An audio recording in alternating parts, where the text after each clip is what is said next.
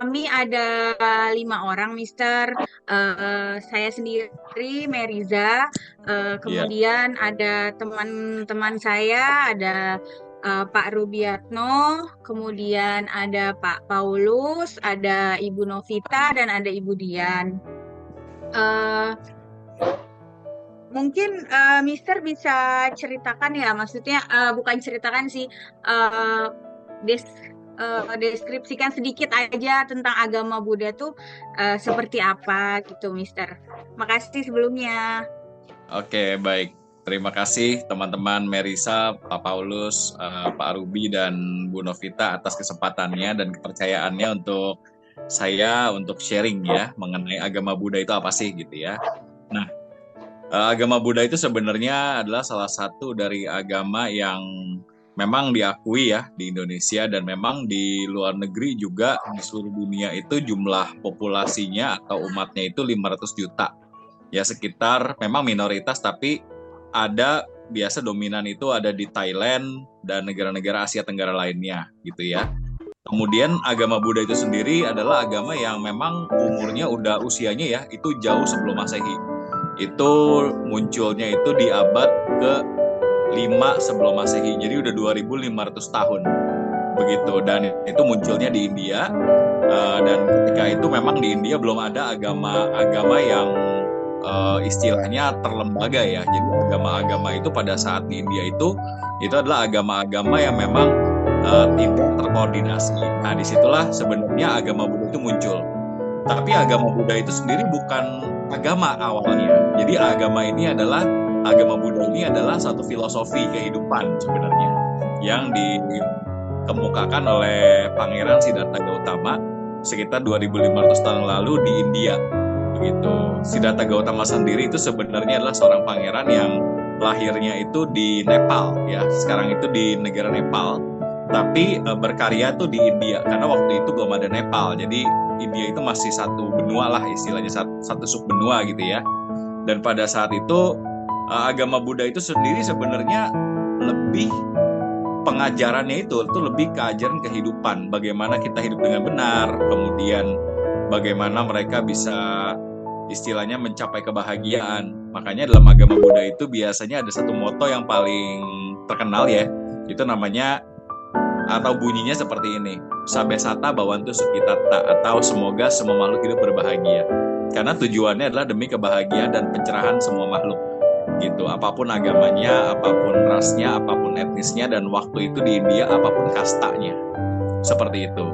Nah ketika agama Buddha ini mereka disebarkan gitu ya, itu sangat menarik bagi orang-orang dari kasta Dalit dan Sudra waktu itu karena di agama Buddha sendiri tidak ada kasta.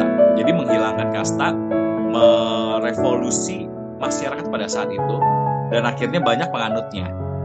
Nah mulai dari situlah agama Buddha mulai dikenal, sampai akhirnya menjadi agama kerajaan di salah satu kerajaan namanya kerajaan Maurya, yaitu menjadi salah satu agama kerajaan seperti itu, dan akhirnya menyebar hingga ke Indonesia karena ada salah satu kaisar ya namanya Kaisar Asoka, di mana kaisar ini dia menyebarkan agama Buddha hingga sampai ke Nusantara.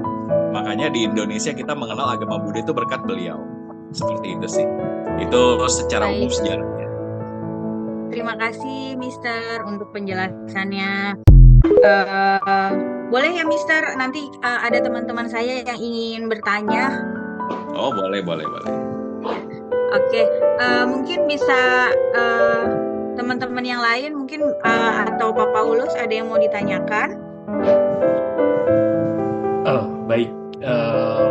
Pertanyaan dari saya ini, Mister Ananta. Ya Bagaimana silakan sih? Pak. Ya, baik. Bagaimana konsep dosa dalam agama Buddha? Terus apa yang membuat manusia itu bisa terjerumus dosa? Dan apa akibatnya jika manusia itu berdosa? Terus, bisakah terbebas dari dosanya gitu, Mister? Dari sisi agama Ini Buddha. konsep dosa ya. Iya, baik. Oke, jadi gini, dalam agama Buddha sebenarnya juga sama, dikenal ada yang namanya dosa dan pahala. Begitu ya, dosa dalam agama Buddha itu sebenarnya ada 3 ya. Tapi kita sebutnya itu sebenarnya bukan dosa, tapi itu adalah sesuatu kekotoran batin, begitu ya. Kalau mungkin kalau di agama lain ngomongnya dosa itu perbuatan yang memang yang salah ya. Kalau dari agama Buddha sendiri itu dimulai dari batin, dari pikiran, karena pikiran yang salah itu menciptakan ucapan yang salah dan juga menciptakan tindakan yang salah. Nah, itu ada 3. Yang pertama adalah loba. Itu konsep yang pertama, loba. Loba ini adalah keserakahan. Jadi ketika orang itu sudah serakah, ya sudah mulai serakah, berarti dia sudah mulai berdosa sebenarnya. Kemudian kedua adalah dosa itu sendiri, namanya dosa ya, dalam bahasa Pali dan Sanskerta itu namanya dosa, itu namanya kebencian. Begitu. Jadi ketika ada kebencian gitu ya, maka disitulah sudah mulai muncul yang namanya dosa gitu. Kemudian yang ketiga adalah ketidaktahuan ya, atau moha, kebodohan batin. Contohnya misalnya seperti ketika orang sudah tahu bahwa itu salah tapi masih dilakukan, begitu, itu baru namanya moha gitu ya. Jadi ada konsepnya itu ada 3 ya. Yang pertama loba, yang kedua dosa, yang ketiga moha. Nah, ini konsep dosa dalam agama Buddha. Dan apakah orang-orang masuk kalau orang berdosa itu udah pasti masuk neraka? Belum tentu juga, karena dalam agama Buddha itu memang ada kehidupan-kehidupan yang memang di luar neraka tapi menderita gitu. Jadi dalam agama Buddha konsep kehidupan itu bukannya orang mati masuk surga atau neraka, tapi orang ketika sudah meninggal itu bisa terlahir kembali ke alam yang lebih rendah, kayak misalnya hewan, atau misalnya mungkin menjadi iblis atau menjadi jin begitu ya, atau bisa ke alam yang lebih baik, kayak misalnya menjadi dewa di surga, seperti itu. Nah, jadi ketika orang itu punya loba, dosa, moha, atau punya dosa gitu, dia tergantung dari pada saat dia hidup itu bagaimana beratnya kesalahan-kesalahan yang dilakukan, seperti itu. Kalau seandainya kesalahan-kesalahan itu berat, maka dia bisa terjatuh ke alam yang sangat rendah, kayak misalnya masuk neraka, itu bisa begitu. Tapi kemudian kalau seandainya nggak terlalu berat, itu bisa jadi masuk ke alam iblis atau misalnya menjadi hewan, begitu kan. Dan hewan pun itu kan beda-beda ya. Kayak kita ngelihat sekarang ini kan lagi heboh ya, kucingnya Pak Prabowo itu kan enak banget gitu kan, di istana hidupnya dan sebagainya, itu pun bisa. Jadi orang-orang memang yang punya apa ya namanya kekotoran batinnya tinggi, tapi dia mungkin pada saat dia kehidupannya dia banyak berbuat baik, walaupun pikirannya itu mungkin kotor dan sebagainya, maka dia akan bisa masuk ke situ. Begitu. Jadi dosa itu sendiri itu banyak tingkatannya. Kalau dalam agama Buddha itu tidak mutlak, tapi banyak tingkatannya. Cuman ada satu hal yang mutlak, semakin banyak kita berbuat dosa, maka kita itu akan lebih gampang masuk ke alam yang lebih rendah gitu.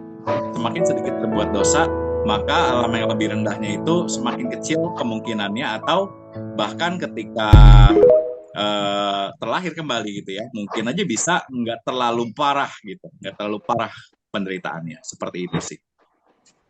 Baik, Itu terima konsep kasih. dosa dalam agama Buddha. Terima kasih untuk penjelasannya. Sama-sama. Bagaimana Bapak Paulus? Apakah sudah jelas? Ya, sangat jelas sekali. Jadi ada menambah ilmu pengetahuan bagi saya. Terima kasih, Mr. Baik. Ananta. Untuk Pak Ruby, apakah ada pertanyaan? Ada, Bu. Izin Pak Mr. Ananta, izin bertanya nih buat Bapak.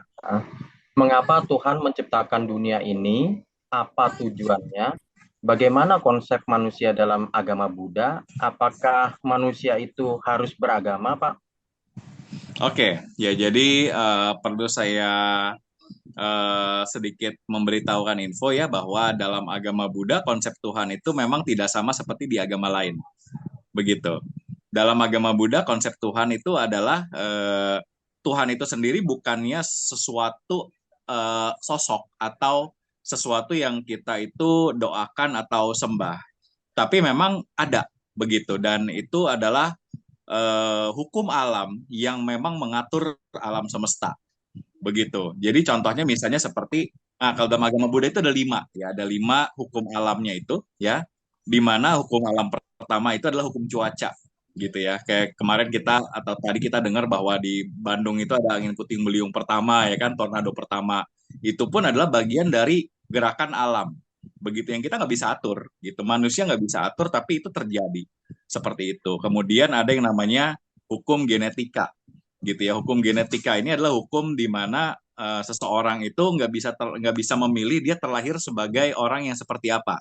Kayak misalnya mungkin Pak Paulus ya, lahirnya kalau pengen bisa milih gitu ya, mungkin mau jadi seorang pangeran gitu ya, atau mau ganteng mancung gitu, tapi nggak bisa kan, gitu. Nah itu adalah salah satu hukum dari yang namanya hukum genetika. Kemudian ada yang namanya hukum pikiran, gitu. Ketika kita berpikir sesuatu, maka itu akan terjadi. Contoh misalnya, kita kan kadang-kadang berpikir gitu ya bahwa kayaknya nih pagi-pagi kita bangun kayaknya kok suai banget gitu ya hidupnya gitu kan. Itu benar-benar hari itu kita bisa sial gitu. Jadi pikiran kita itu menentukan apa yang akan terjadi pada kita. Kalau kita happy kayaknya bawaannya ringan aja gitu kan dan sebagainya. Kemudian ada yang namanya hukum karma. Hukum karma itu adalah hukum sebab akibat. Kita nggak bisa menentukan akibat dari suatu sebab yang kita lakukan. Tapi kita bisa menentukan apa yang bisa kita lakukan. Contoh misalnya, ada orang misalnya dia itu malas belajar gitu ya, maka akibatnya adalah dia nggak naik kelas atau nilainya jelek gitu. Dia sendiri mungkin pengennya ya, kalau emang boleh dibilang gitu ya, kalau mau dibilang mungkin dia juga pengennya tuh malas belajar tapi nilainya bagus, tapi nggak bisa gitu. Karena gimana pun logikanya orang kalau malas belajar pasti nilainya jelek. Nah, itu namanya hukum karma atau sebab akibat. Kemudian yang terakhir adalah hukum dharma. Hukum dharma ini yang mungkin dalam agama lain itu disebut sebagai Tuhan. Karena ini adalah hukum yang mengatur keempat hukum alam ini. Begitu. Tapi kita tidak menyembah dia. Kenapa? Karena tanpa kita pun dia ada. Gitu. Dan dia itu sifatnya lebih ke arah hukum alam yang netral, yang objektif, yang tidak memihak apapun, siapapun itu. Jadi bahkan istilahnya ya orang siapapun dia gitu ya, kalau seandainya mau bertobat menjadi orang baik gitu ya, maka akan difasilitasi oleh hukum dharma ini. Tapi kalau orang itu yang tadinya baik kemudian jadi jahat, itu pun pasti akan dapat ganjarannya. Begitu akan dapat karma buruknya seperti itu. Nah, itu yang namanya kita sebut sebagai mungkin ketuhanan ya, dalam agama Buddha konsepnya seperti itu. Gitu. Jadi itu namanya pancaniyama dhamma. Kita pun tidak menghormat, bukan tidak menghormati, tapi tidak memuji, karena tanpa kita pun dia ada. Gitu. Kita memuji pun istilahnya dia tidak memberikan bonus begitu ya. Istilahnya begitu. Jadi memang ada. Nah, gimana cara kita untuk menjadi orang baik aja gitu dalam agama Buddha adalah dengan kita menjadi orang baik, kita tahu bahwa oh ada hukum-hukum yang memang kita tidak boleh langgar, gitu kan. Dengan cara seperti itu, kita menjadi orang baik yang memang menjadi sesuai arahnya dengan atau selaras dengan hukum-hukum tersebut. Seperti itu sih. Baik, terima kasih untuk penjelasannya, Mister. Bagaimana Bapak Ruby? Apakah Mister, apakah manusia itu harus beragama, Mister, menurut pandangan Mister atau dalam agama Buddha? Oke, dalam agama Buddha sendiri ya, karena tadi sejak awal saya bilang bahwa agama Buddha itu sendiri bukan agama sebenarnya, tapi lebih ke arah filsafat hidup. Buddha itu menjadi agama itu setelah adanya konsili ketiga. Begitu. Jadi dalam agama Buddha pun ada yang namanya pertemuan-pertemuan para biku, di mana biku-biku ini kemudian menciptakan suatu label, menciptakan suatu institusi namanya agama Buddha, dan itu disebarkan.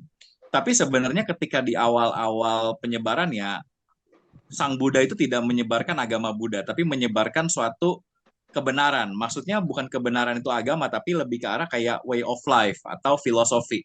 Kalau mau hidupnya benar, bahagia ya begini loh. Tapi nggak mesti orang itu percaya. Seperti itu. Gitu. Mau percaya silakan, nggak mau percaya silakan, mau dilakukan silakan, nggak mau dilakukan juga silakan, tapi karma tanggung masing-masing. Begitu. Jadi kalau dari penjelasan itu, sebenarnya manusia tidak wajib untuk beragama, maksudnya secara institusi ya. Tidak harus masuk ke dalam agama. Tapi, apakah manusia harus bersikap benar? Apakah manusia harus beragama secara spiritual? Ya, karena manusia kalau dia tidak masuk institusi agama pun sebenarnya selama dia itu tidak tidak rusak gitu ya, tidak rusak hidupnya, maka itu tidak masalah.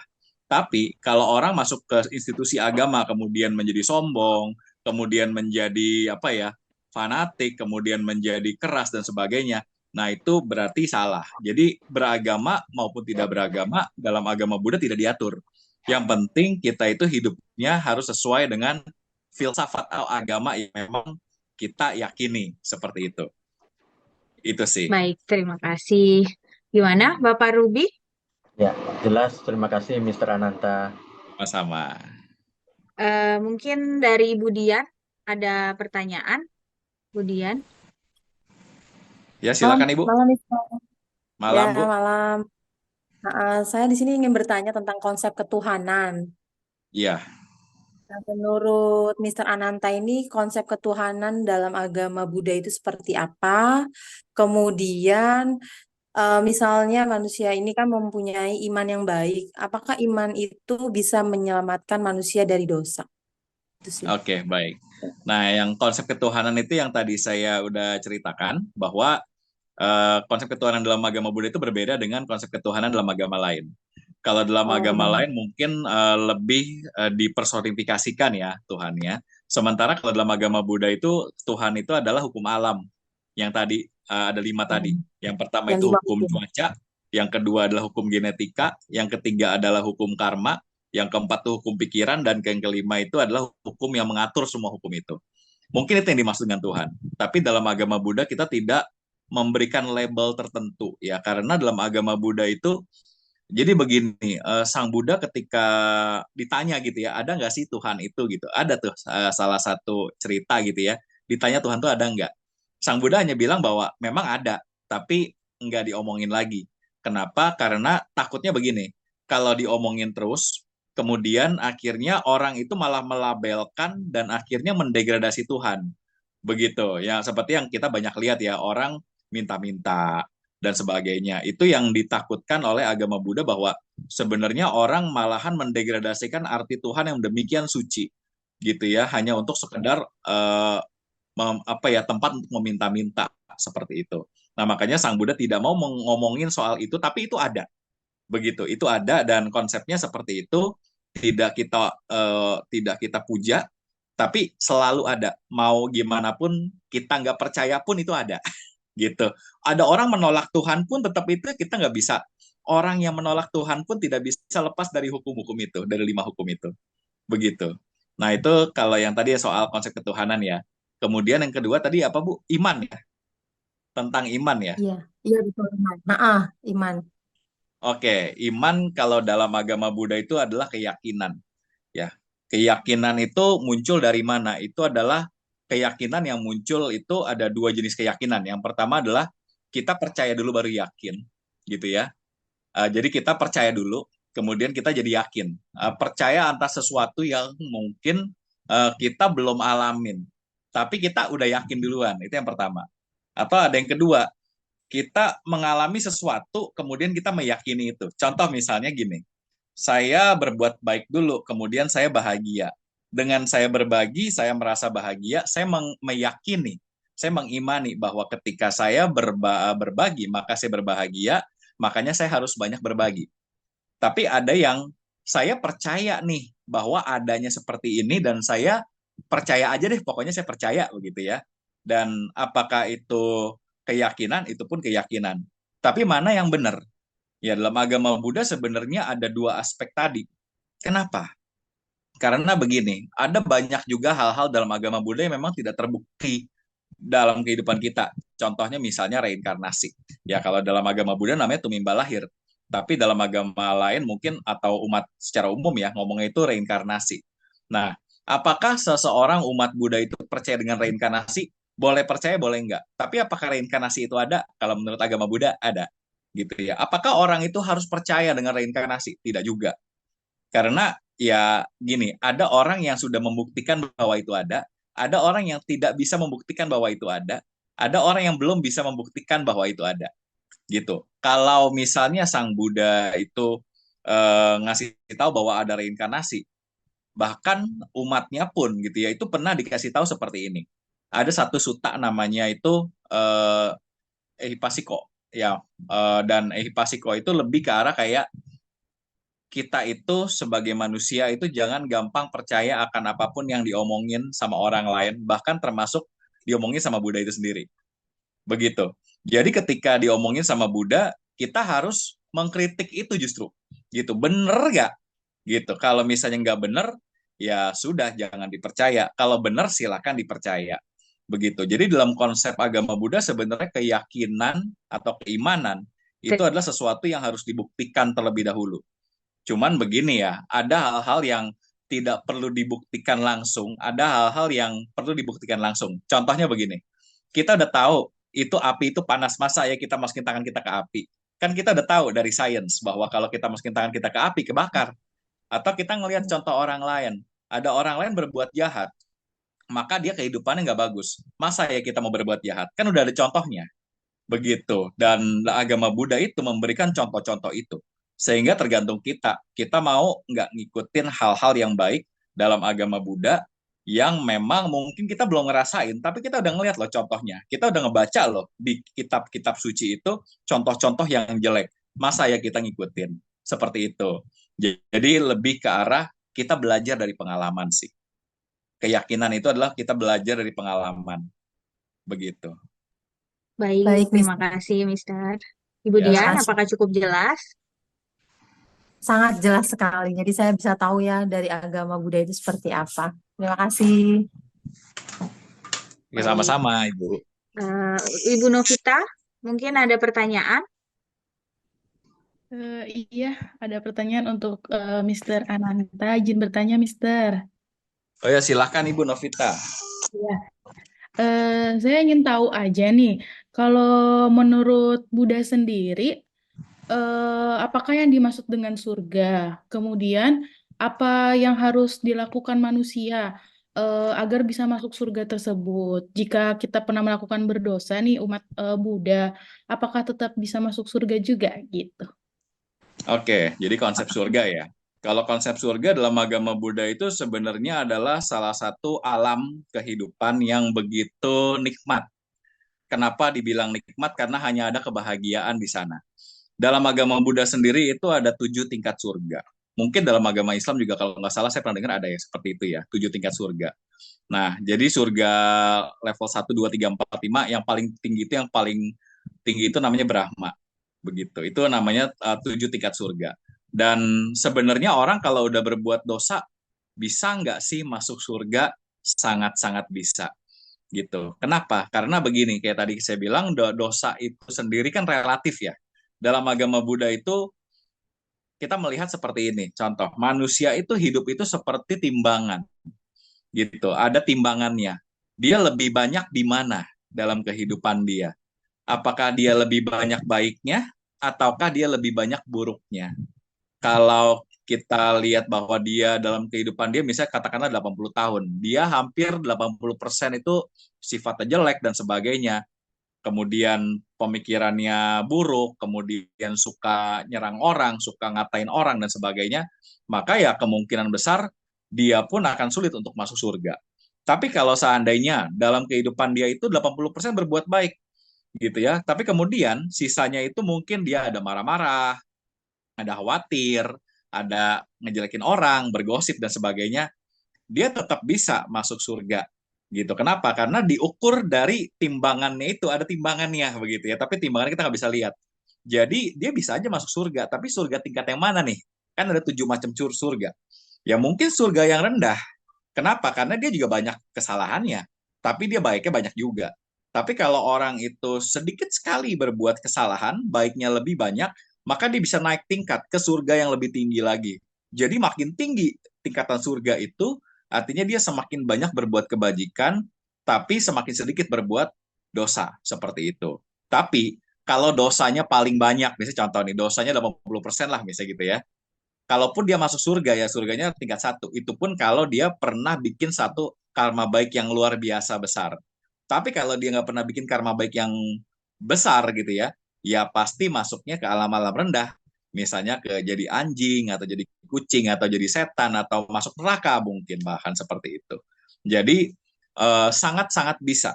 Tapi dosa itu harus dinetralisir ibaratnya seperti itu. Jadi timbangan itu dinetralin begitu ya. Ibaratnya kalau kita mungkin gini ya. Ibaratnya kayak kita punya gelas ya. Gelas itu kita masukin kopi hitam begitu. Kemudian setelah kita masukin kopi hitam, maka kopinya itu banyak banget, maka gelasnya itu akan hitam banget. Tapi kalau kopinya itu hitam, kemudian kita masukin air yang kebanyakin air, lama-lama kan airnya itu nggak gelap banget ya, tapi lebih ke arah kecoklatan-kecoklatan atau mungkin lebih ke arah kayak agak kebening-beningan dan sebagainya. Nah, itu ukurannya seperti itu. Jadi sangat bisa masuk surga. Begitu.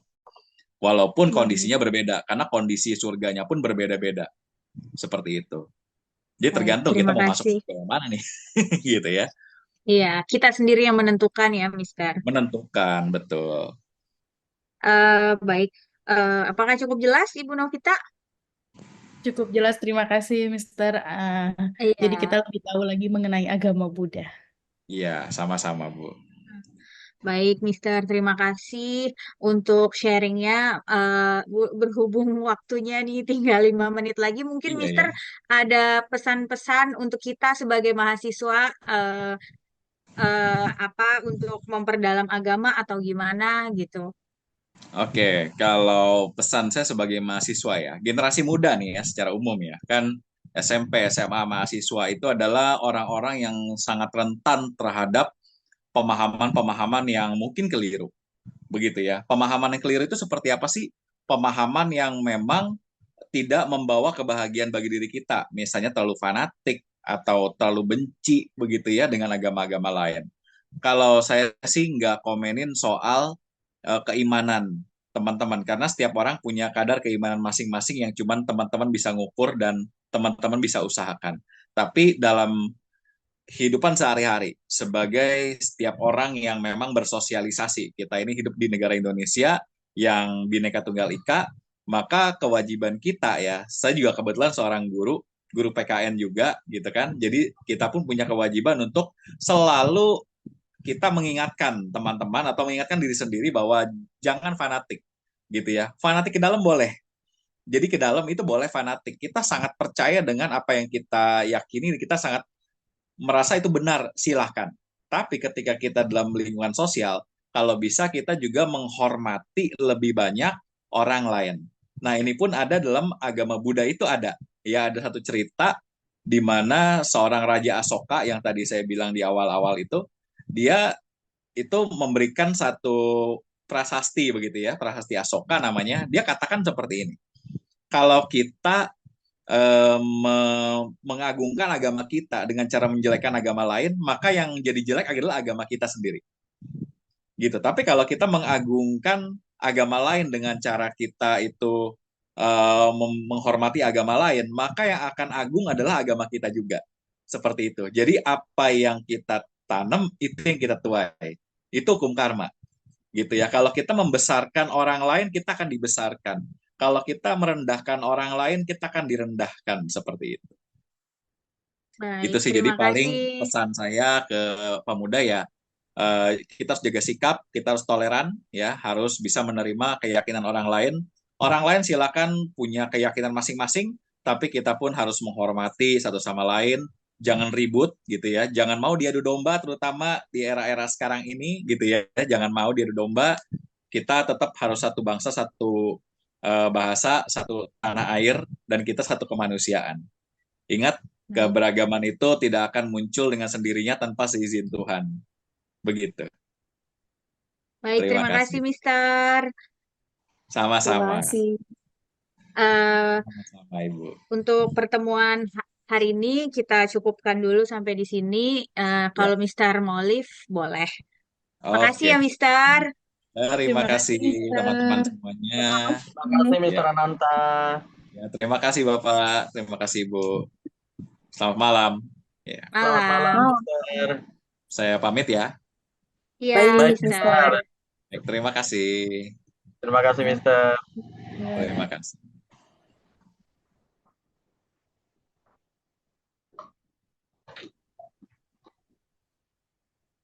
Baik, jadi kesimpulannya dari tadi kita sudah berdiskusi dan tanya jawab dengan biksu, yaitu dari agama Buddha, Mister Ananta, bahwa mengatakan bahwa konsep dunia di Buddha itu ada hukum alam ya, ada cuaca, genetika, pikiran, sebab akibat, dan dharma.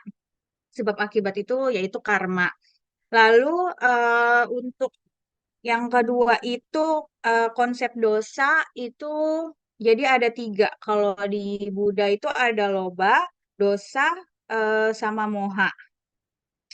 Terus kalau misalkan berdosa, apakah masuk neraka? Belum tentu, karena tergantung dari dosanya, karena menganut dari hukum alam itu. Jadi bisa juga nanti kayak seperti reinkarnasi, dia akan lahir kembali di alam yang berbeda, entah di lebih tinggi atau lebih rendah, seperti itu. Terus yang ketiga, tadi sebenarnya udah dijelaskan juga kalau konsep Tuhan itu sebenarnya tidak tidak ada label khusus untuk Tuhan. Jadi ya untuk Tuhan itu lebih ke dharma. Dia mengatur dari keseluruhan hukum alam yang lima itu tadi.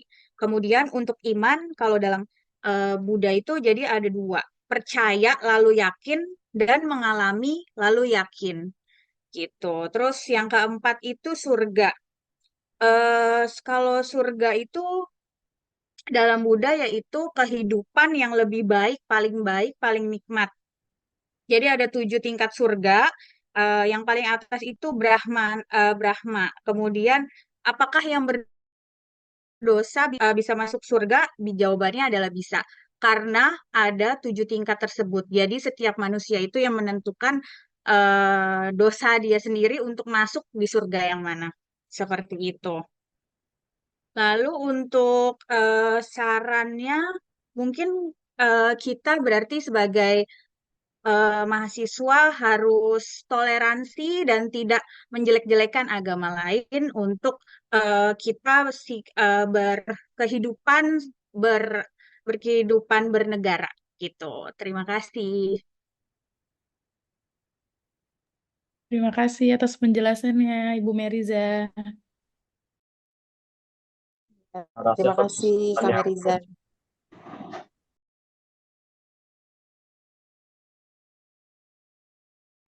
Oke, selamat malam semuanya. Kepada Pak Bimo, selamat datang. Selamat malam. Oke, Bapak Bimo, terima kasih untuk waktunya, Pak ya. Ya, tujuan kami di sini, kami dari kelompok 6 Pendidikan Agama-Agama Dunia, mewawancari Pak Bimo di sini untuk kita ingin tahu seberapa kaitannya sih tentang agama-agama dunia, khususnya di bidang agama Kristen ya Pak. Nanti ada beberapa pertanyaan, bisa dari saya, Ibu Merisa, sama Ibu Novita juga. Nanti kita ada waktu 30 menit untuk sesi wawancara ini Pak ya. Perkenalkan, saya Paulus Imanu di sini. Di layar juga ada, silahkan dikenalkan Bu Merisa.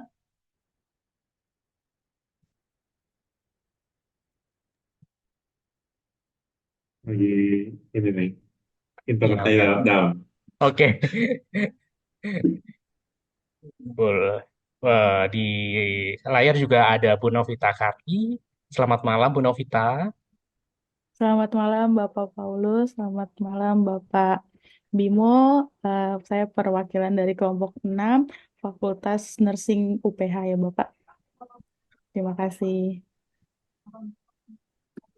Halo Bu Merisa, bisa menyapa kita semuanya? Selamat malam Bapak Paulus, selamat malam Bapak Bimo, selamat malam Ibu Novita, dan terima kasih untuk Bapak Bimo kesediaannya sebagai narasumber kami di mata kuliah agama-agama dunia ini ya Pak ya. Ya, Baik, Pak Bimo, nanti ada beberapa pertanyaan dari kita ya Pak ya. ya. Pertama, Semoga bisa jawab deh. ya semoga. eh, Oke Bapak, nanti dimulai dari Ibu Merisa boleh? Silakan Ibu. Iya, Selamat malam Pak Bimo.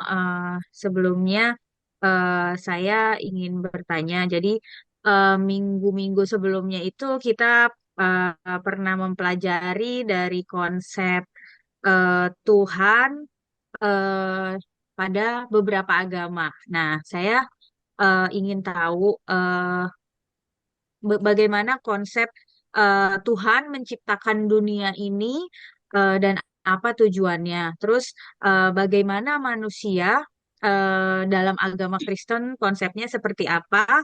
Lalu apakah manusia menurut agama Kristen itu harus beragama seperti itu, Pak?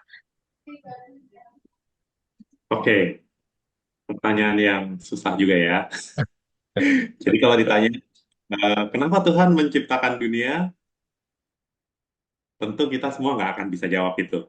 Gitu, karena eh, jawaban sederhananya adalah Tuhan selalu punya maksud untuk setiap hal yang dia kerjakan. Tapi paling nggak saya bisa jelaskan dengan garis besar ya, bahwa Tuhan menciptakan dunia dan segala isinya, gitu ya. Segala isinya, kita tahu ada kisah penciptaan yang di setiap agama bisa berbeda. Nah, tapi kalau di Kristen, Tuhan menciptakan itu dari sesuatu yang tidak ada menjadi ada. Dari sesuatu yang berantakan, kacau, chaos gitu ya, bahasanya, menjadi tertata. Dan Tuhan menciptakan segala sesuatunya sesuai dengan apa yang dikehendakinya, termasuk manusia diciptakan oleh Tuhan. Gitu ya. Jadi kalau ditanya tadi di pertanyaan kedua, eh, bagaimana konsep manusia dalam agama Kristen? Tentu manusia adalah ciptaan Tuhan. Itu konsepnya tuh. Nah, dan dalam konsep penciptaan itu Tuhan memberikan perintah kepada manusia untuk berkuasa. Nih ya, ini seringkali kuasanya itu ada banyak orang salah artikan dengan kehidupan kita saat ini ya. Bahwa ketika manusia diperintah Tuhan oleh kuasailah bumi dan taklukkanlah itu. Nah, ini menjadi seringkali orang pikir kami boleh ngapain aja, manusia boleh ngapain aja.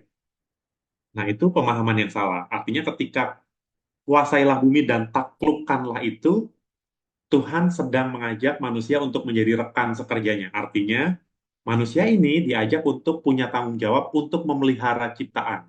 Jadi segala sesuatu yang sudah diciptakan Tuhan itu kan harus dipelihara. Maka manusia punya wewenang menguasai untuk turut serta dalam pemeliharaan ciptaan itu. Maka kalau manusia melakukan eksploitasi, itu kan menguasai dengan mengambil keuntungan sendiri. Itu akan merugikan kehidupan manusia. Dan kita tahu lah, ada banyak banget eksploitasi. Banjir, bencana-bencana alam yang terjadi karena ulah manusia, banjir, longsor, angin, yang banyak yang puting beliung sekarang ini itu kan juga karena salah satunya karena dampak eksploitasi kan. Nah, artinya manusia menyalahgunakan kepercayaan Tuhan itu. Jadi kalau ditanya, kenapa Tuhan menciptakan dunia, maksud dan tujuannya, ya ada karya Tuhan yang kita nggak bisa tahu sebenarnya. Tapi yang kita tahu adalah Tuhan yang menciptakan manusia, Tuhan mengajak manusia untuk terlibat dalam pemeliharaan ciptaan. Gitu sih di pertanyaan itu. Terus lanjutkan, apakah manusia ini harus beragama? Gitu ya. Jadi kalau ditanya apakah manusia harus beragama, maka saya mau kasih dasar dulu di konsep beriman agama Kristen. Jadi konsep beriman di agama Kristen itu agama tidak menyelamatkan. Nah ini yang mungkin berbeda dengan agama-agama lain. Lah terus ngapain saya beragama Kristen gitu pertanyaan. Terus ngapain kamu beragama Kristen kalau agamamu tidak menyelamatkan? Ya memang gitu. Artinya yang menyelamatkan adalah iman percaya kepada Tuhan Yesus Kristus sebagai Tuhan dan Juru Selamat. Iman kepada Allah. Iman kepada Tuhan. Itu yang menyelamatkan. Agama, enggak. Iman pada siapa? Pada Tuhan Yesus Kristus sebagai Tuhan dan Juru Selamat. Itu yang menyelamatkan. Tapi kalau ditanya, apakah manusia berusaha mencari Tuhan? Iya. Sehingga muncul agama? Iya. Kita tahu ya, dulu manusia primitif kan nggak tahu agama dalam sejarah kehidupan manusia. Tetapi kita manusia yang belum mengenal Tuhan itu mencari Tuhan. Mencari Tuhan dan menemukannya di mana? Di langit ketika mereka lihat matahari, ketika mereka lihat gejala-gejala alam, angin ribut, hujan badai, petir, pohon besar. Nah, itu kan jadi tempat-tempat yang atau benda-benda yang kita lihat dan seringkali dikaitkan dengan ini Tuhan nih. Sampai akhirnya manusia mengenal Tuhan yang sekarang bukan karena eh, dia menemukan atau menciptakan Tuhan, bukan. Tetapi dari semua hal besar itu, manusia bertanya, kenapa ya ada ini, ada itu, ada ini, ada itu? Kenapa bisa ada petir, ada matahari, ada... Lalu tentu ada sesuatu yang lebih besar daripada itu. Itulah Tuhan. Gitu. Jadi kalau ditanya apakah manusia harus beragama, dalam konsep agama Kristen, agama tidak menyelamatkan. Jadi kalau ditanya apakah harus beragama, ya kalau mau selamat, bukan agama yang menyelamatkan. Iman, percaya kepada Tuhan Yesus Kristus itu yang menyelamatkan. Gitu sih. Gitu cukup ya, Ibu Merisa? Cukup, cukup Pak, Cukup. cukup jelas. Terima kasih untuk penjelasannya ya Pak ya. Terima kasih Saya untuk ada pertanyaannya. pertanyaan lagi Pak. Oh, ada lagi. Saya ada Ya. pertanyaan lagi. Eh, Bagaimana konsep dosa dalam agama Oke. Kristen? Terus apa yang membuat manusia itu terjerumus di dalam dosa? Lalu akibatnya kalau manusianya berdosa di agama Kristen tuh seperti apa dan apakah bisa terbebas jika sudah terjerat dosa itu? Gitu. Oke. Ini teman-teman agamanya beda-beda atau sama nih? Kecuali Ibu Novita saya Sama, bisa tebak. Sama, sama, Pak, kita sama. kebetulan. Oh, Sama. sama ya? Pak, Oke. Muslim. Eh, kalau di Muslim, ketika manusia berdosa, apa yang membuat dia bisa selamat atau masuk surga, gitu ya? Iya, kalau Ya, di apa? Muslim kan kayak ada kita tuh kalau misalkan menyadari kita berdosa, kita tuh ada namanya sholat tobat, Pak. Sholat Hmm. tobat, nanti kita ya intinya sholat tobatnya bersungguh-sungguh, bukan sekarang sholat Ya, tobat, besok dosa lagi ya, gitu loh, Pak. ya. Gitu sih sebenarnya. Cuman kalau di agama lain saya kurang paham seperti apa gitu, apalagi terutama agama Kristen. Ketika melakukan itu, langsung apakah pasti dia masuk surga setelah sholat tobat? eh nggak pasti masuk surga. Tapi yang kita tahu, Allah Hmm. itu Maha Pengampun, Maha Oke. segala-galanya bagi kita kan. Jadi apa? Asal kita bertobatnya sungguh-sungguh, Allah pasti mengampuni gitu, Pak. Ya. Oke, jadi kita bisa melihat bahwa dalam banyak agama, agama mengajarkan bahwa Tuhan kita itu adalah Tuhan yang penuh kasih ya, mau mengampuni, mau menolong orang, sekalipun dia berdosa. Jadi kalau ditanya konsep dosa dulu ya, apakah konsep dosa dalam agama Kristen? Konsep dosa adalah ketika manusia tidak taat pada Allah, tidak takut pada Allah, tidak taat pada Allah. Jadi kalau dilihat dalam bahasa yang digunakan di Alkitab, dosa itu hamartia aslinya dalam pengertian aslinya adalah tidak tepat sasaran. Gitu. Manusia berdosa karena dia melawan Allah. Jadi ketika dia melawan Allah, dia sedang lupa bahwa jati dirinya adalah menyambung yang tadi ya. Dia adalah ciptaan. Seringkali manusia merasa bahwa saya bisa melakukan segala sesuatu yang saya mau. Maka Tuhan tidak ada. Tuhan saya bisa kalahkan. Maka dari itu ketika manusia tidak taat pada Allah, dia berdosa. Dalam agama Kristen ada kisah Adam dan Hawa. Kenapa Adam dan Hawa itu berdosa?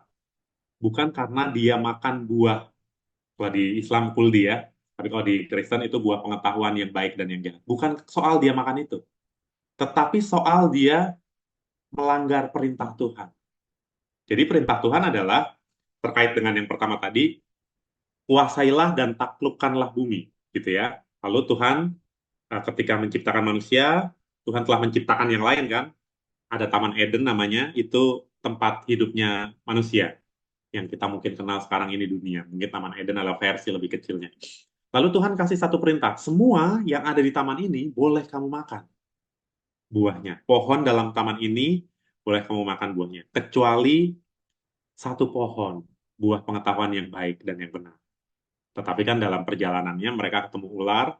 Ular ini bukan iblis, ini yang seringkali juga salah. Saya sudah sering kali menegaskan itu. Ular ya ular. Bentuknya kayak apa? Apakah sama dengan ular yang sekarang? Mungkin ketika ketemu Adam Hawa, bukan. Kenapa? Karena setelah itu baru Tuhan mengutuk ular, Tuhan menghukum manusia.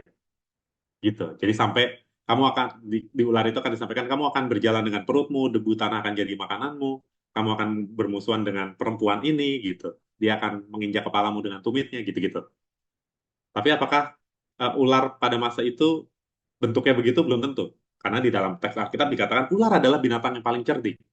Maka kalau dia bisa ngomong ya mungkin aja.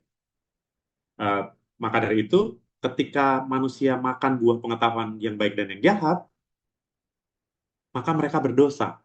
Karena apa? Karena mereka dengar omongan ular bahwa Tuhan kan memerintahkan kamu jangan makan buah itu karena nanti kamu mati. Tapi ular bilang kamu nggak akan mati dengan makan buah itu. Tapi kamu akan menjadi seperti Allah.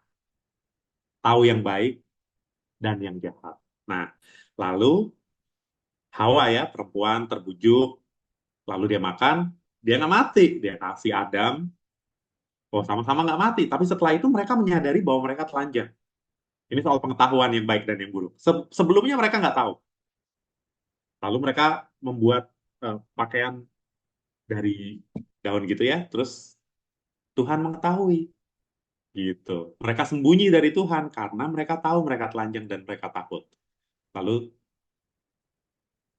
mereka berdosa. Kenapa? Karena mereka tidak taat pada Allah dan ingin menjadi seperti Allah.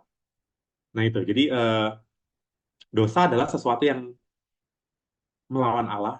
Kalau dalam bahasa aslinya tidak tepat sasaran. Terus apa lagi pertanyaannya? Apakah manusia yang berdosa ini bisa masuk surga? Gitu ya? Iya, Gitu ya? Apakah manusia yang berdosa ini bisa masuk surga? betul. Bisa. Eh, itu Pak, Nah, sebelumnya gimana? apa? Iya bisa kalau terjerumus dosa itu akibatnya tuh apa? Oh, Dan akibatnya. kalau di agama Kristen, terus Oke. apakah bisa terbebas gitu? Oke. Jadi kalau ngomongin eh, dosa, tentu kalau ngomongin akibatnya ya, tentu kita mesti lihat akhir hidup manusia gitu ya. Jadi di akhir hidup manusia, kematian itu, setelah kematian, ada dua yang akan terjadi dalam kehidupan orang-orang Kristen, dalam iman Kristiani ya. Yang satu adalah mati kekal, yang satu adalah hidup kekal. Jadi kalau orang mati atau orang meninggal dalam keadaan berdosa, maka dia akan mati kekal. Kemana mereka pergi? Di tempat terdapat ratap tangis dan kertak gigi, di tempat yang mengerikan. Lalu orang mengatakan sekarang itu neraka, gitu ya. Tapi orang yang hidupnya berkenan pada Allah, dia akan hidup kekal bersama Bapa di surga, di rumah Bapa. Orang kenalnya surga. Jadi kemana orang mati yang berdosa, dia akan masuk penghukuman, yang orang bilang neraka, yang hidupnya berkenan, dia akan masuk ke rumah Bapa. Tempat yang menyenangkan, yang orang kenal surga. Gitu kan ya, kalau orang berdosa kemana ya? Singkatnya begitu. Nah, lalu apakah orang berdosa ini bisa selamat? Bisa. Kita tahu Tuhan itu memperkenalkan dirinya, Tuhan itu selalu memperkenalkan dirinya sebagai Tuhan yang baik di semua agama. Maka orang Kristen pun mengimani itu. Maka bisa masuk surga. Percaya pada Tuhan Yesus Kristus. Sekali lagi bukan agama yang menyelamatkan, percaya pada Tuhan Yesus Kristus itu yang menyelamatkan manusia. Lalu saya tambahin pertanyaan biar lebih menarik ya. Apakah orang yang sudah percaya pada Tuhan Yesus Kristus lalu dia pasti masuk surga? Ya kan? Ini kan pertanyaan lebih menarik kan? Saya bisa mengatakan enggak kalau dia nggak hidup di dalam keselamatan yang dikasih. Jadi kekristenan memahami bahwa keselamatan itu kan anugerah yang Tuhan kasih. Orang bisa menemukan Tuhan karena Tuhan datang duluan ke dia. Sehingga dia punya pemahaman, punya pemikiran untuk mencari Tuhan dan saya mau bertobat. Saya mau percaya pada Tuhan Yesus Kristus sebagai Tuhan dan Juru Selamat. Tetapi ketika orang melakukan itu, seringkali orang mengatakan bahwa sudah selesai. Saya udah percaya pada Tuhan, maka saya selamat. Dan ini yang seringkali bikin banyak orang Kristen jadi sombong. Saya diselamatkan, kamu enggak. Bangsa saya bangsa pilihan, bangsamu enggak.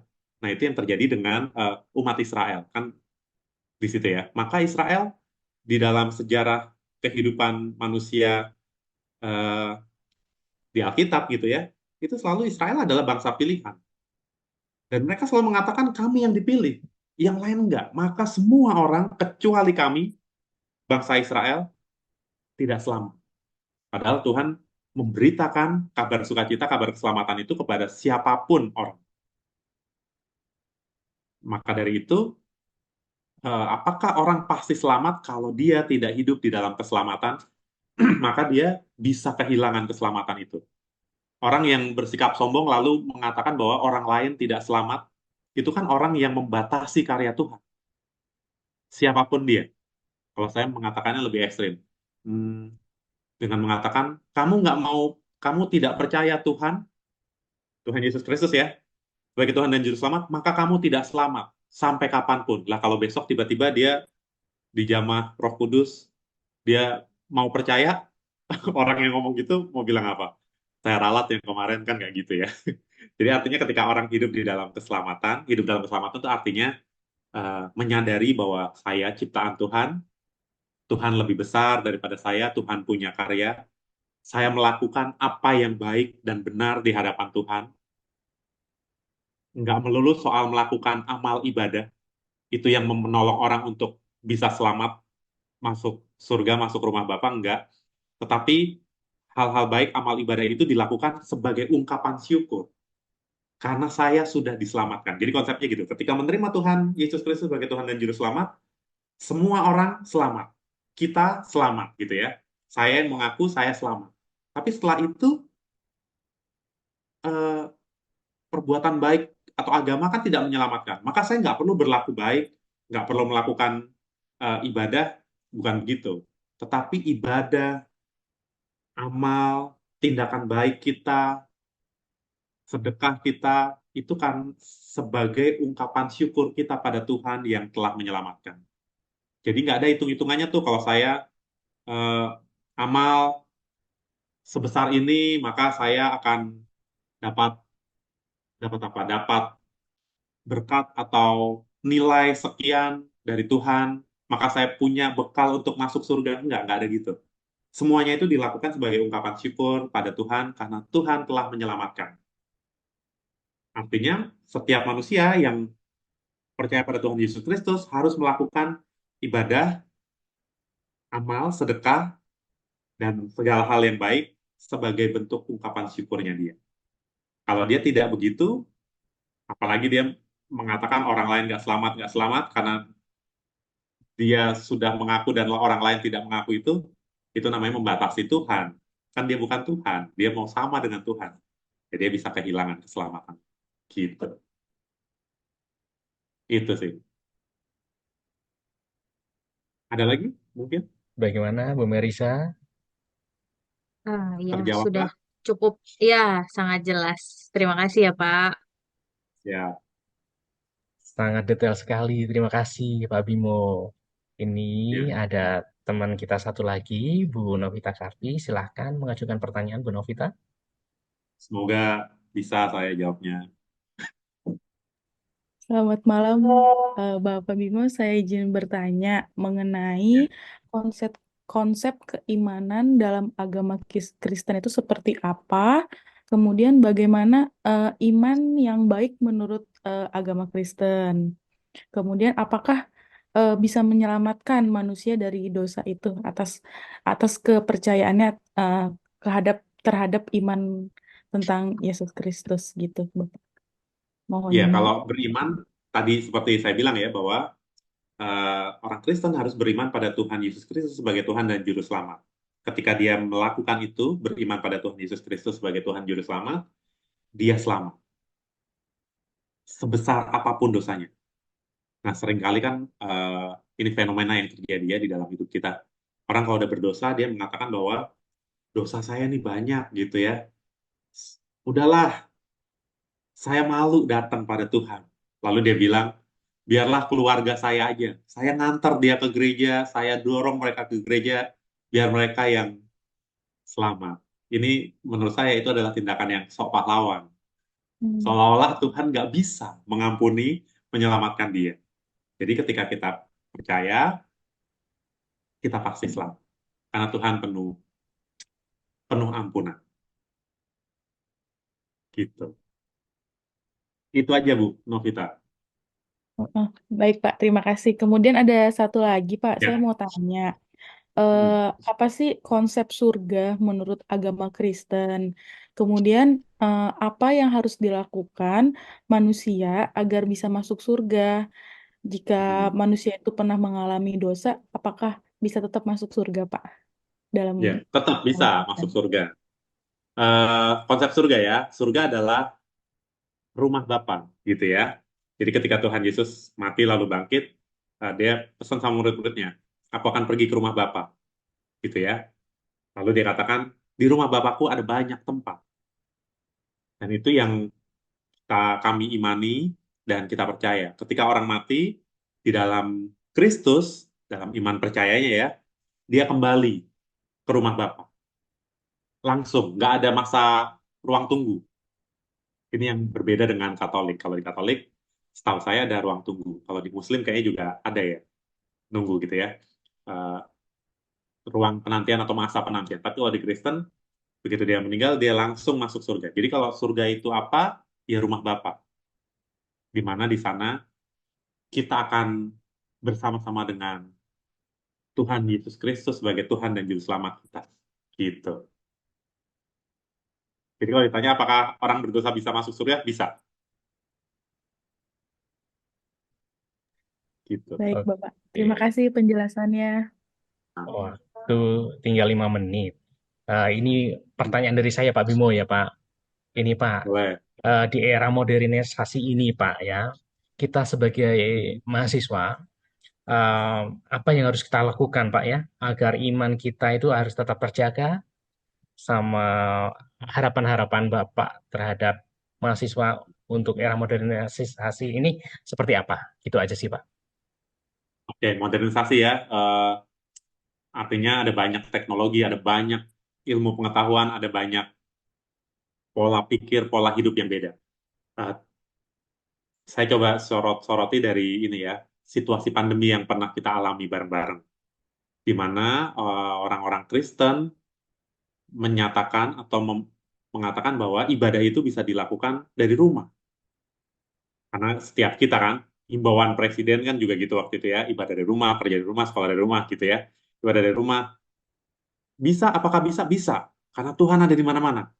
Tetapi dalam situasi itu kita bersama belajar bahwa orang sekarang jadi orang Kristen ya, saya bilang ya. Orang jadi punya alasan untuk malas ke gereja, malas beribadah, yang ketemu dengan orang lain. Terus dia bilang, saya bisa online, iya bisa online, gitu.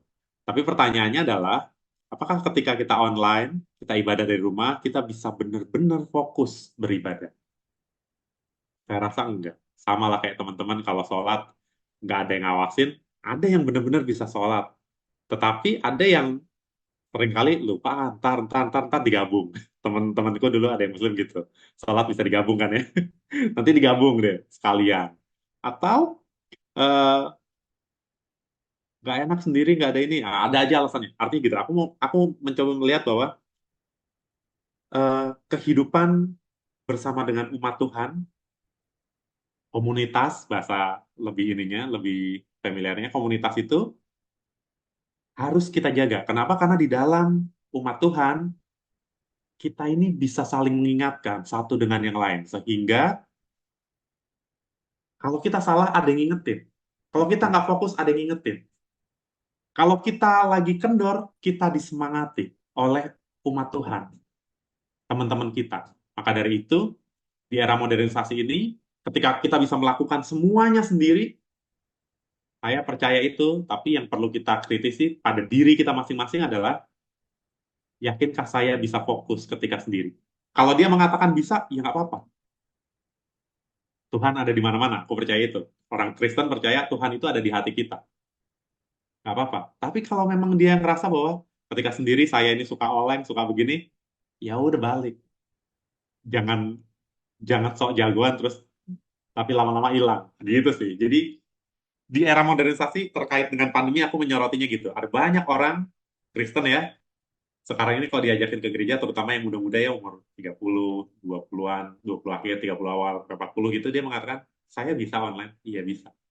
Tetapi apakah benar-benar bisa fokus? Karena kita butuh eh, persekutuan umat Tuhan, komunitas beriman, gitu. Gitu. Baik, terima kasih atas penjelasannya Pak Bimo, sangat bermanfaat sekali. Jadi kita bisa mengerti tentang konsep dosa, konsep iman, konsep manusia itu dalam sisi agama Kristiani. Banyak ilmu yang kita dapat di malam ini. Semoga bermanfaat untuk teman-teman mahasiswa di sini. Saya sekali lagi mengucapkan terima kasih untuk waktunya, Pak Bimo. Pak Bimo boleh. Ya, sama-sama. Dari Ibu Dian juga baru hadir. Ya, Pak. Halo. No. Ada Pak Rubiatno juga baru hadir. Tadi penjelasan Pak Bimo sangat jelas sekali.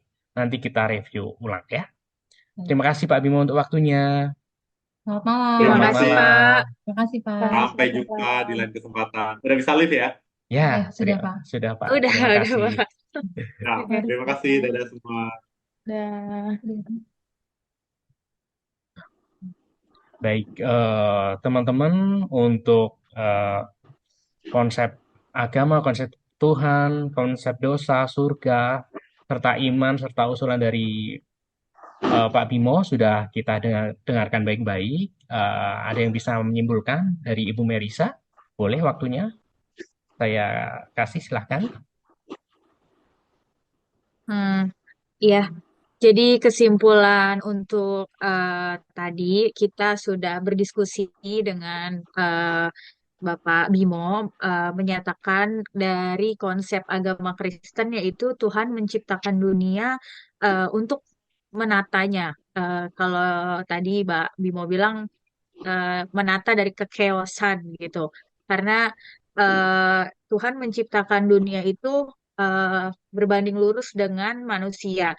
Jadi konsep manusia itu diciptakan untuk menjadi umat dan partner untuk mengurus dan memelihara dunia atau karya Tuhan lainnya, bukan untuk eksploitasi gitu, bukan untuk menguasai dunia. Kemudian eh, apakah manusia harus beragama? Jawaban dari agama Kristen itu yang menyelamatkan manusia untuk ke surga itu bukan dari agama, jadi dari iman kepada Tuhan Yesus. Jadi meskipun beragama tapi tidak mempunyai iman kepada Tuhan, maka tidak dapat terselamatkan gitu. Terus konsep dosa eh, itu menurut tadi Pak Bimo menjelaskan bahwa tidak taat, tidak takut pada Allah atau Tuhan Yesus dan melawan melawan Tuhannya. Apakah manusia bisa terjerumus? Iya, manusia bisa terjerumus karena kesombongan. Jadi karena melawan Allah atau melawan Tuhan Yesusnya. Karena merasa bisa segalanya, memiliki akal, jadi manusia terkadang lupa kalau dia itu diciptakan. Jadi seolah-olah ingin seperti Allah juga, ingin seimbang dengan Tuhannya gitu. Terus saat meninggal, jadi kalau misalkan di agama Kristen, saat meninggal dalam dosa, maka dia akan mati kekal, yaitu yang disebut dengan neraka. Dan kalau saat meninggal dalam keadaan beriman, maka hidupnya akan kekal di surga, di rumah Bapa, seperti itu. Bisakah terbebas dari dosa untuk manusia tersebut? Bisa, yaitu dengan tadi yang telah disebutkan dengan iman kepada Yesus. Eh, dan sedangkan amal ibadah untuk di agama Kristen itu adalah ucapan syukur dari Tuhan Yesus telah memberikan juru selamat kepada manusia itu sendiri sehingga bisa selamat dari dosa, maka manusia tersebut melakukan amal ibadah untuk ucapan syukurnya. Lalu konsep iman pada agama Kristen yaitu eh, karena tadi sudah dijelaskan juga kalau beriman pasti selamat karena dia mempercayai adanya Tuhan gitu. Eh, karena Tuhan penuh dengan ampunan. Usulan Kemudian konsep buat surga, usulannya untuk PPA mahasiswa ini gimana ya, Bu?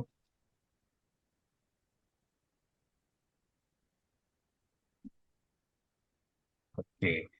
Ya, semoga apa? ya usul, lalu Halo? Ya, silakan. ya usulannya untuk mahasiswa tadi yaitu harus beribadah dengan taat, jangan beralasan jika beribadah karena harus memahami tujuan ibadahnya, tidak kalaupun online jadi mesti memang harus fokus, tidak boleh beralasan karena apa tidak bisa bertemu lah atau apalah seperti itu. Jadi kita harus tetap beribadah. Konsep iman dari agama Kristen itu pasti selamat. Artinya iman itu percaya kepada Tuhan Yesus sebagai juru selamat. Jadi jika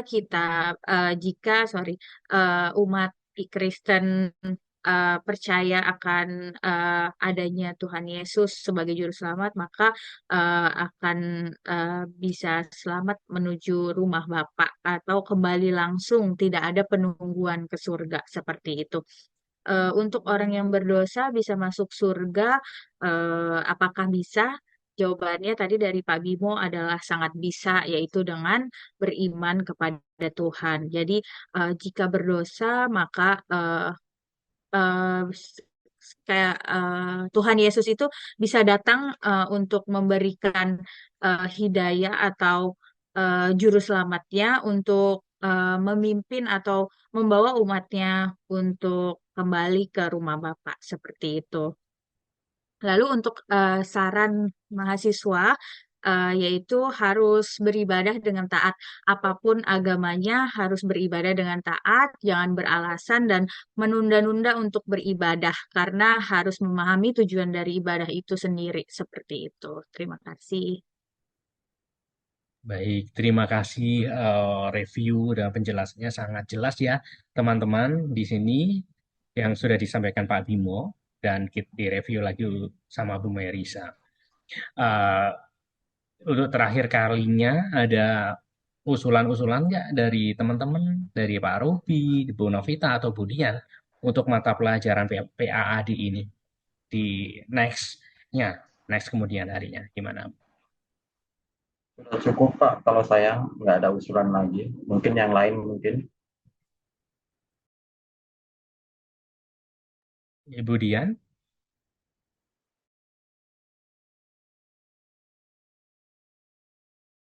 Ya, mungkin usulan untuk pelajaran PAAD ini, ya saya sih sebenarnya agak setuju juga sih. Jadi kita menambah wawasan, jadi kita tahu, kita nggak hanya tahu tentang agama kita sendiri, tapi kita juga jadi tahu dari agama-agama lain, pandangan-pandangannya seperti apa. Itu aja sih, Mas. Terima kasih. Bu Novita, ada yang mau ditambahkan? Cukup sih Pak, seperti yang disampaikan dengan Ibu Dian. Jadi kita punya wawasan dari pandangan agama lain selain agama kita sendiri.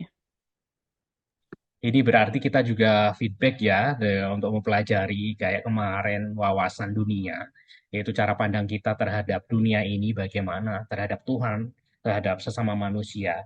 Jadi kita mengerti tentang konsep dosa dan lain-lain dari berbagai agama. Yang khusus untuk hari ini kita belajar dari agama Kristiani.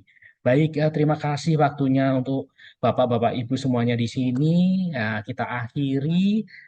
Semoga bermanfaat bagi kita semua dan kita selalu menjadi orang-orang yang beriman di dunia ini. Terima kasih. Amin. Amin. Amin. Terima Terima kasih. kasih. Selamat malam dan sampai jumpa. Selamat malam, Bapak Ibu. Terima kasih semua. Oke, selamat malam semuanya. Malam.